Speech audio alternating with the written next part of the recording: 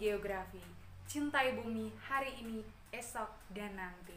Dan semoga kita sekalian tetap berada di rumah dan bekerja dari rumah. Oke, pada kesempatan kali ini kita akan berbicara tentang mitigasi bencana. Mitigasi bencana ada dua kata, mitigasi dan bencana.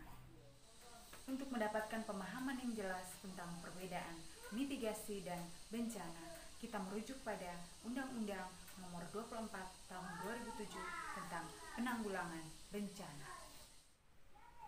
Dalam undang-undang tersebut dijelaskan bahwa bencana dinyatakan sebagai peristiwa atau rangkaian peristiwa yang mengancam manusia dan penghidupannya, sedangkan mitigasi merupakan serangkaian upaya untuk mengurangi risiko bencana, baik melalui pembangunan fisik maupun penyadaran dan peningkatan kemampuan menghadapi ancaman bencana. Oke, selanjutnya kita berbicara tentang jenis-jenis bencana. Indonesia adalah negara kepulauan yang berpotensi terhadap ancaman bencana. Badan Nasional Penanggulangan Bencana Republik Indonesia atau BNPB mempublikasikan data bahwa pada tahun 2019 jumlah kejadian bencana Indonesia mencapai angka 3.814 kejadian, hampir mencapai 4.000 kejadian.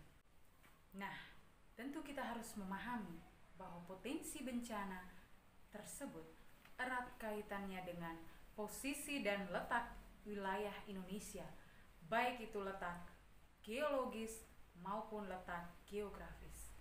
Oke, kita kembali melihat tentang jenis-jenis bencana yang sudah Ibu jelaskan tadi. Berdasarkan Undang-Undang Nomor 24 Tahun 2007 terdapat 3 jenis bencana, yaitu bencana alam, bencana non-alam, dan bencana sosial. Bencana alam merupakan bencana yang diakibatkan oleh peristiwa atau rangkaian peristiwa yang disebabkan oleh alam, antara lain berupa gempa bumi, tsunami, gunung meletus, banjir, kekeringan, angin topan, dan tanah longsor. Selanjutnya, bencana non-alam. Bencana non-alam adalah bencana yang diakibatkan oleh peristiwa atau rangkaian peristiwa non-alam, antara lain berupa gagal teknologi, gagal modernisasi, epidemi, dan wabah penyakit seperti yang sedang dihadapi oleh bangsa kita saat ini. Sedangkan ketiga merupakan bencana sosial. Bencana sosial adalah bencana yang diakibatkan oleh peristiwa atau rangkaian peristiwa yang diakibatkan oleh perilaku manusia seperti konflik sosial, tawuran, teror, pertikaian antar komunitas yang menimbulkan kerugian harta benda, kematian, rusaknya lingkungan, atau menimbulkan tekanan atau gangguan psikologis pada manusia. Kira-kira mengapa bencana alam sering terjadi di Indonesia? Untuk menjawab pertanyaan tersebut, kita kembali harus ingat materi yang pernah kita pelajari pada awal pertemuan tentang letak Indonesia. Berdasarkan letak geologis, wilayah Indonesia terletak pada zona pertemuan empat lempeng tektonik, yaitu lempeng tektonik minor, karena lempeng tersebut memberi dampak yang relatif kecil pada kondisi geologis Indonesia. Lempeng tersebut adalah lempeng Filipina. Selain itu, ada lempeng mayor. Lempeng ini memberikan dampak yang cukup besar bagi wilayah Indonesia. Lempeng-lempeng mayor ini antara lain lempeng Eurasia, lempeng Indo-Australia, dan lempeng Pasifik. Nah, berkat pertemuan 3 lempeng tersebut, Indonesia mendapatkan berbagai dampak bencana alam seperti gempa bumi, tsunami, dan gunung meletus. Wilayah Indonesia juga dilalui oleh 2 jalur pegunungan aktif dunia, yaitu Sirkum Pasifik dan Sirkum Mediterania.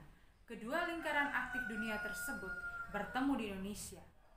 Selain itu, ada faktor meteorologis dan klimatologis serta hidrometeorologis yang turut menjadi pemicu terjadi bencana di Indonesia.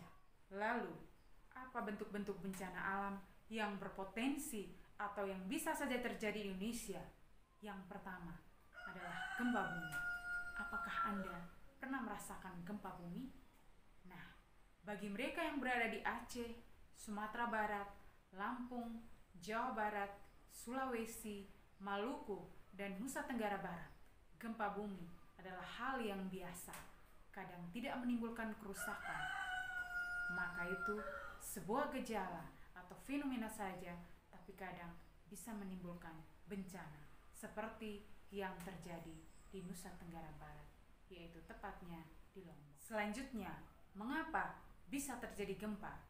Nah, gempa terjadi karena faktor tektonisme, vulkanisme, dan gempa akibat runtuhan atau gua yang ambruk, baik itu di daratan maupun perairan. Bencana alam berikutnya adalah tsunami. Tsunami merupakan gelombang raksasa yang datang dari laut dan menghantam pantai akibat terjadinya gempa di dasar laut. Indonesia sering dilanda oleh tsunami. Yang terbesar dalam sejarah adalah tsunami Aceh pada tahun 2004, di mana hampir 200.000 jiwa jadi korban.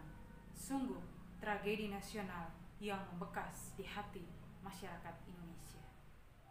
Untuk video pembelajaran berikut, kita akan mempelajari tentang bencana alam yang terjadi di atmosfer, seperti badai tropis, kekeringan, tornado, dan kebakaran hutan. Oke anak-anak, sekian saja video pembelajaran kali ini. Tetap semangat!